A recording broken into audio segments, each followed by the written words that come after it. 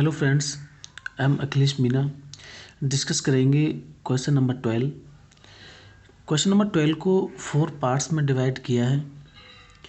Question number 12 है give regions. नीचे 4 parts हैं इस क्वेश्चन के, ठीक है, और उन सभी के हमको रीजन्स डिस्कस करने हैं इधर। फर्स्ट पार्ट है platinum, gold and silver are use to make jewellery. Platinum जिसका केमिकल सिंबल होता है Pt, gold Au and silver का केमिकल सिंबल होता है Ag। इनको ज्वेलरी बनाने में हम यूज करते हैं, ठीक है। इसका रीजन हमें डिस्कस करना है। इसका क्या रीजन है जो इन मेटल्स को हम ज्वेलरी बनाने में यूज करते हैं। तो स्टूडेंट्स, इन तीनों ही मेटल्स को, प्लेटिनम, गोल्ड एंड सिल्वर, इन तीनों को ही हम नोबेल मेटल्स बोलते हैं। नोबेल मेटल्स का मीन्स होता है कि ये केमिकली अनरिएक्टिव होते हैं। कैसे होते हैं? These metals are unreactive and do not corrode easily. Corrode means corrosion.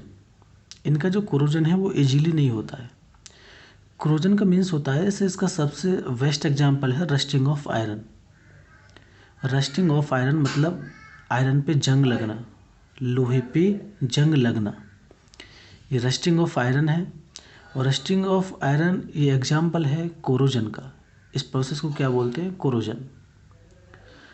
तो ये जो मेटल्स हैं यहाँ पे प्लेटिनम, गोल्ड एंड सिल्वर तीनों ही अनरिएक्टिव हैं, इसलिए इनका जो कोरोजन है वो इजीली नहीं होता है, क्योंकि they do not react with oxygen and other gases present in air and with moisture.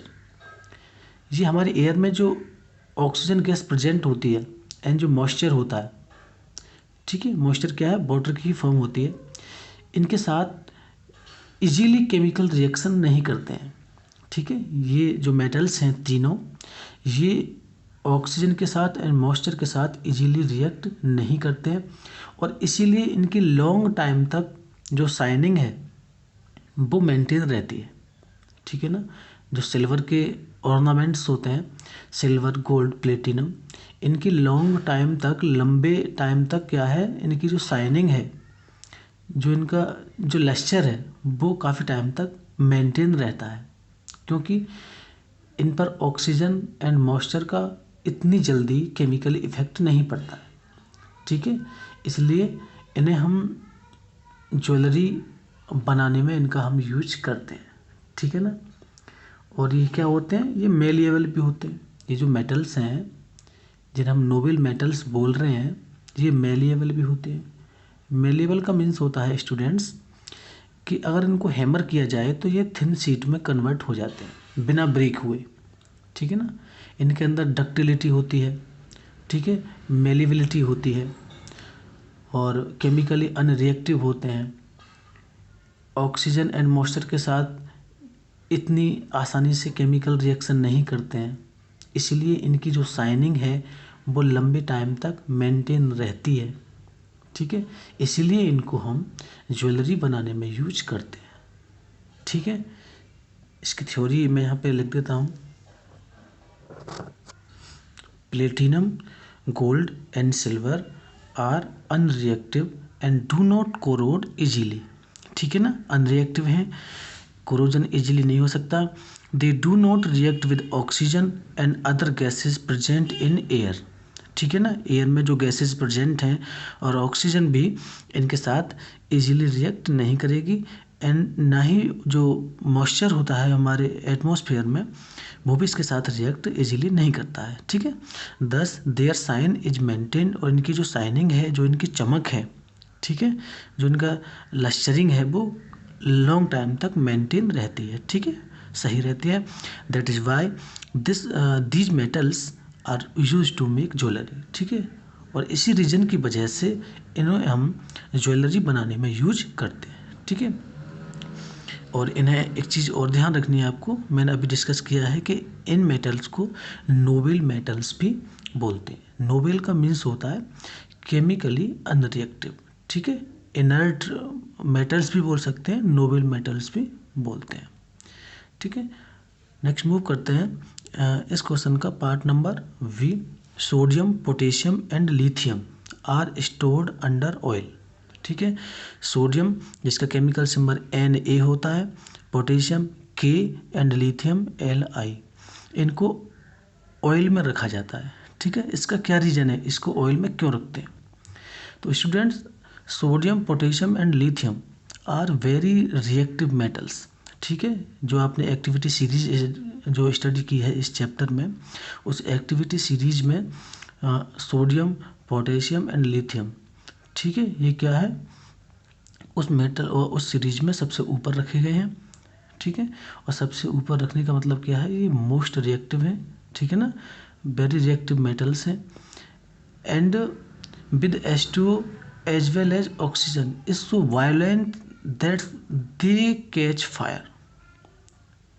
ठीक है ना, मतलब अगर इनको आप खुला रखोगे तो वाटर और ऑक्सीजन जो हमारे एयर में प्रेजेंट होती है, दोनों के साथ वायोलेंटली केमिकल रिएक्ट करेंगे।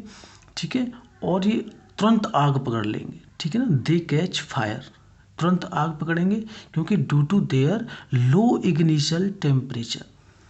इनका जो इग्निशन टेम्परेचर का मीन्स होता है कि यह कम टेम्परेचर भी, जो कम टेम्परेचर मतलब लो टेम्परेचर पर भी आग पकड़ सकते हैं। ठीक है, उसे बोलते हैं ignition temperature. So we can not store them under water, इसलिए हम इसको वाटर में नहीं रख सकते, ना ही इसे हम खुला रख सकते ओपन एनवायरनमेंट में, क्योंकि ओपन एनवायरनमेंट में भी जो हमारी एयर में ऑक्सीजन होती है और जो मॉइस्चर होता है उसके साथ भी ये केमिकल रिएक्शन करते हैं।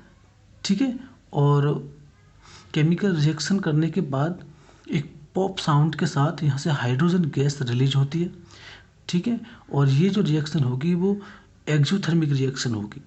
अगर सोडियम को आप या पोटेशियम को या लिथियम को, जो काफ़ी हाईली रिएक्टिव हैं, इनको आप खुला रखेंगे या फिर इनको वाटर के साथ रिएक्ट कराएंगे, तो स्टूडेंट्स यहाँ ये रैपिडली केमिकल रिएक्शन करते हैं और यहाँ से हाइड्रोजन गैस रिलीज होती है। ठीक है, वो भी पॉप साउंड के बाद। ठीक है, विगोरसली यहाँ से हाइड्रोजन गैस रिलीज होगी, जिसे हम बोल देंगे एक्सोथर्मिक केमिकल रिएक्शन। ठीक है ना, तो यही इस क्वेश्चन का रीज़न है कि सोडियम, पोटेशियम, लिथियम, इन तीनों मेटल्स को हम ओपन एनवायरनमेंट में या फिर वाटर में नहीं रख सकते, क्योंकि ये ओपन एनवायरनमेंट में जो हमारी एयर होती है और एयर में प्रेजेंट होती है ऑक्सीजन, उसके साथ और वाटर के साथ हाईली रिएक्टिव हैं, उनके साथ ये केमिकल रिएक्शन करते हैं। ठीक है, और वहाँ से हीट रिलीज होती है, इसीलिए इनको हम ऑयल में रखते हैं। ऑयल में रखने से क्या होता है कि जो एयर की जो ऑक्सीजन होती है और जो मॉइस्चर होता है वो इनके कांटेक्ट में नहीं आ पाता। ठीक है ना, they are stored under oil in order to prevent their contact with air and moisture. Okay friends, तो ये जो क्वेश्चन है आपकी समझ में आया होगा कि पोटेशियम, लिथियम एंड सोडियम को हम ऑयल में क्यों रखते हैं, क्योंकि ऑयल में रखने से एयर में जो ऑक्सीजन प्रेजेंट होती है उससे और मॉइस्चर से ये प्रिवेंट रहते हैं। ठीक है, ऑयल जो होता है वो एयर एंड मॉइस्चर दोनों से इसको प्रिवेंट करता है।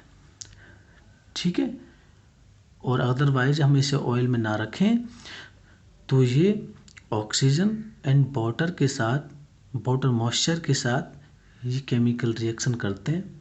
ठीक है, और वो एक्सोथर्मिक रिएक्शन होती है, क्योंकि वहाँ से हाइड्रोजन गैस रिलीज होती है। ठीक, अब ऐसा नहीं करेंगे। ठीक है, केमिकल रिएक्शन नहीं करें ऑक्सीजन एंड वाटर के साथ। इस चीज़ से बचने के लिए ही हम इन मेटल्स को ऑयल में रखते हैं। ठीक है, और ऑयल भी कैसा, केरोसिन ऑयल। ठीक है, केरोसिन ऑयल में रखते हैं। मैं इसकी थ्योरी यहाँ पे दे देता हूँ आपको। इनकी केमिकल इक्वेशन भी मैंने यहाँ पे राइट डाउन कर दी है, ठीक है। सोडियम जब वाटर के साथ रिएक्ट करता है, ठीक है, तो सोडियम हाइड्रोक्साइड जो बेस होता है एंड हाइड्रोजन गैस यहाँ से रिलीज होती है। और ये केमिकल रिएक्शन कैसी होती है, एक्सोथर्मिक, क्योंकि यहाँ से हीट भी रिलीज होती है, ठीक है। क्योंकि जिस केमिकल रिएक्शन से हीट रिलीज होते हैं उन्हें हम एक्सोथर्मिक केमिकल रिएक्शन बोलते हैं, ठीक है। सोडियम, अब इस केमिकल रिएक्शंस को ही रोकने के लिए, ठीक है, ये इस प्रकार की केमिकल रिएक्शन ना हो, इन्हीं केमिकल रिएक्शंस को हमें रोकने के लिए इन्हें हम वाटर के साथ या फिर ओपन एनवायरनमेंट में नहीं रखते हैं, इसीलिए इसको हम ऑयल में रखते हैं। क्योंकि ऑयल में रखने से क्या होता है, एयर इसके कॉन्टैक्ट में नहीं आ पाती है, ठीक है ना। तो sodium, potassium and lithium are very reactive metals and with H2O as well as oxygen is so violent that they catch fire, ठीक है।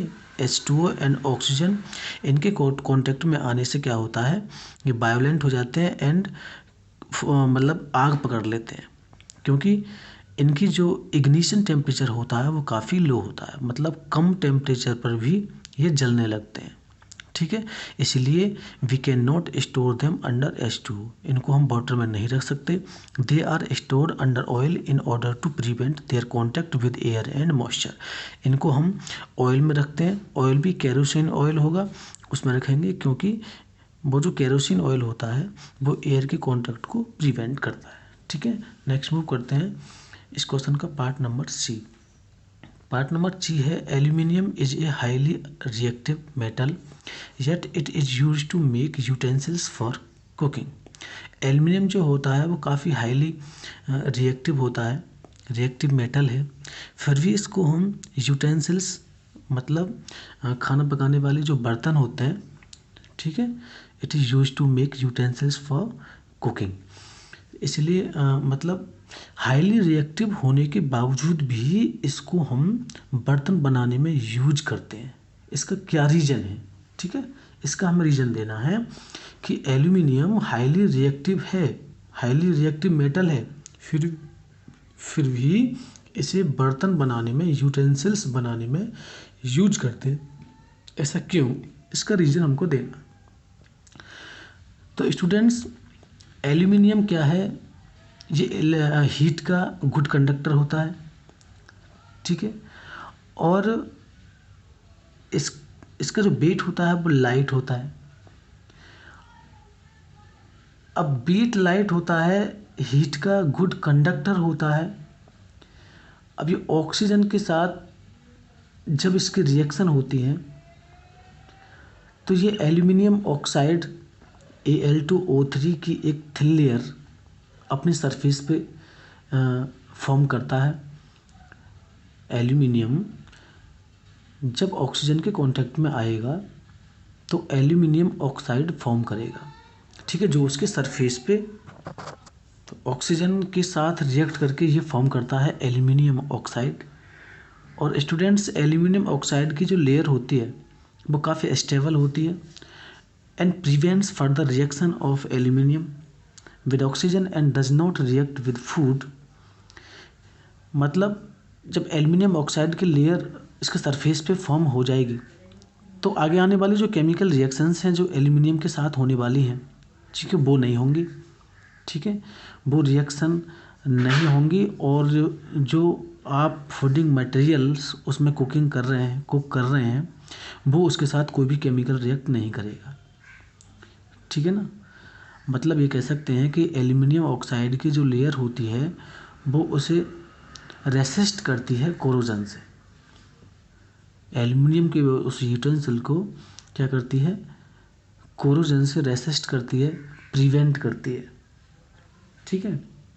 इसीलिए हम यूटेंसिल्स बनाने में एल्यूमिनियम का यूज करते हैं, क्योंकि हाईली रिएक्टिव भी है और रिएक्टिव होते हुए भी इसका यूज हम यूटेंसिल्स बनाने में यूज करते हैं, क्योंकि हीट का गुड कंडक्टर है, ठीक है। जब इसे हम हीट करते हैं तो इजीली ये हीट होने लगता है, हीट इसमें ट्रांसफ़र होने लगती है, ठीक है। और aluminium reacts with oxygen present in air to form a thin layer of aluminium oxide. This is because aluminum is a good conductor of heat. The thin layer of this oxide is very stable and prevents further reaction of aluminum with oxygen and does not react with fooding materials. Okay students, देखो मैं यहाँ इसकी chemical reaction दे रहा हूँ, ठीक है। देखो ये मतलब कोई एल्यूमिनियम का यूटेंसिल है हमारे पास, ठीक है। ये जब ऑक्सीजन के साथ रिएक्ट करेगा तो ये फॉर्म करेगा एल्यूमिनियम ऑक्साइड, जो कैसा होता है, सॉलिड। ऑक्सीजन क्या किस फॉर्म में होती है, गैस, और एल्यूमिनियम सॉलिड, ठीक है। एल्यूमिनियम का ये कोई हमारे पास यूटेंसिल है, ऑक्सीजन के साथ इसकी रिएक्शन हुई, Al2O3 इसने फॉर्म किया एल्यूमिनियम ऑक्साइड। और ये जो एल्यूमिनियम ऑक्साइड की जो लेयर होती है, उस यूटेंसिल, जो बर्तन आपने लिया, बर्तन है आपके पास एल्यूमिनियम का, उसके सरफेस पे ये फॉर्म होती है। फिर होता क्या है कि आगे एल्यूमिनियम फिर केमिकल रिएक्शन नहीं कर पाता है, ठीक है। और जो फूडिंग मटेरियल आपने उसमें रखा है, उस यूटेंसिल में जो आप कुक कर रहे हैं, जिस फूड को आप कुक कर रहे हैं उस बर्तन में, एल्यूमिनियम के बर्तन में, वहाँ भी वो उसके साथ कोई केमिकल रिएक्शन नहीं करेगा, ठीक है। बस यही रीज़न है कि इसको हम बर्तन बनाने में, मतलब यूटेंसिल्स बनाने में एल्यूमिनियम का यूज करते हैं, ठीक है। इसकी थ्योरी में यहाँ पे लिख देता हूँ। नेक्स्ट मूव करते हैं क्वेश्चन नंबर 12 का last part, D. Carbonate and sulphide ore are usually converted into oxides during the process of extraction. इसका हमें रीजन देना है। कार्बोनेट एंड सल्फाइड के जो ओर होते हैं उन्हें हम ऑक्साइड में कन्वर्टेड करते हैं। कब? जब हम उनका एक्सट्रैक्शन करते हैं। तो स्टूडेंट, एक्सट्रैक्शन का मीन्स होता है the process of obtaining pure metal from its ore is called extraction of metals or metallurgy. Extraction के लिए हम मेटलर्जी भी बोल सकते हैं, यानी कि ऐसा प्रोसेस है जिसमें हम किसी मेटल की ओर से एक प्योर मेटल ऑब्टेन करते हैं, ठीक है ना। It is the process of obtaining pure metal from its ore, ठीक है ना। उस मेटल की ओर से उस मेटल को एक प्योर स्टेट में हम ऑब्टेन करते हैं, ठीक है ना। इसे बोलते हैं एक्सट्रैक्शन। अब एक्सट्रैक्शन के यहाँ पे दो प्रोसेस होते हैं इस चैप्टर में जो हम डिस्कस किए हैं। एक होता है रोस्टिंग और एक होता है कैल्सिनेशन। स्टूडेंट्स, रोस्टिंग का मीन्स होता है कि यहाँ सल्फाइड ओर का एक्सट्रैक्शन किया जाता है, ठीक है, in the presence of air. Roasting जो मेथड है ये यूज करते हैं सल्फाइड जो ओर होते हैं हमारे, जैसे जिंक सल्फाइड, लेड सल्फाइड, ये क्या है, ये सल्फाइड ओर है। इनके एक्सट्रैक्शन में हम यूज करते हैं रोस्टिंग का, ठीक है। और रोस्टिंग में होता क्या है कि यहाँ ओर को हम हीट करते हैं in the presence of air. और हीट करने के बाद क्या होता है कि यहाँ से sulphur dioxide produced along with metal oxide. Metal oxide के साथ यहाँ से SO2 गैस प्रोड्यूस होती है, ठीक है। कैल्सिनेशन में क्या होता है, it is use for carbonate oxides and hydroxide ore is heated in the absence or limited supply of air. Carbon dioxide और H2O produced along with metal oxide. आप डिफरेंस समझ गए होंगे। देखो, रोस्टिंग एंड कैल्सिनेशन दोनों ही metallurgy के under आते हैं, दोनों ही दोनों ही प्रोसेस में मेटल का एक्सट्रैक्शन किया जाता है। रोस्टिंग एक ऐसा प्रोसेस है जहाँ केवल सल्फाइड ओर का ही एक्सट्रैक्शन होता है एयर की प्रेजेंस में। एयर की प्रेजेंस में हम सल्फाइड ओर का एक्सट्रैक्शन करते हैं और यहाँ से सल्फर डाइऑक्साइड गैस रिलीज होती है। इस प्रोसेस को हम बोलते हैं रोस्टिंग। कैल्सिनेशन में क्या होता है, यहाँ कार्बोनेट, ऑक्साइड एंड हाइड्रोक्साइड ओर का एक्सट्रैक्शन किया जाता है, लेकिन इन the absence or limited supply of air. मतलब एयर की एब्सेंस में बोल सकते हैं कि यहाँ एयर एब्सेंस होती है कैल्सिनेशन में, और रोस्टिंग में एयर प्रेजेंट होती है। ठीक है, रोस्टिंग में सल्फर डाइऑक्साइड गैस निकलेगी, क्योंकि सल्फाइड ओर का एक्सट्रैक्शन कर रहे हैं हम, तो सल्फर डाइऑक्साइड गैस ही निकलेगी। और कैल्सिनेशन में जब कार्बोनेट ओर का हम एक्सट्रैक्शन करते हैं तो यहाँ से कार्बन डाइऑक्साइड गैस निकलती है।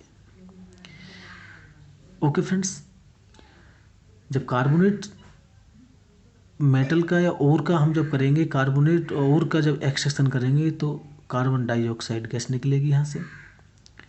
ठीक है, और जब हम हाइड्रोक्साइड ओर का एक्सट्रैक्शन करेंगे तो वहाँ से H2O निकलता है। ठीक है, वाटर वहाँ से फॉर्म होता है।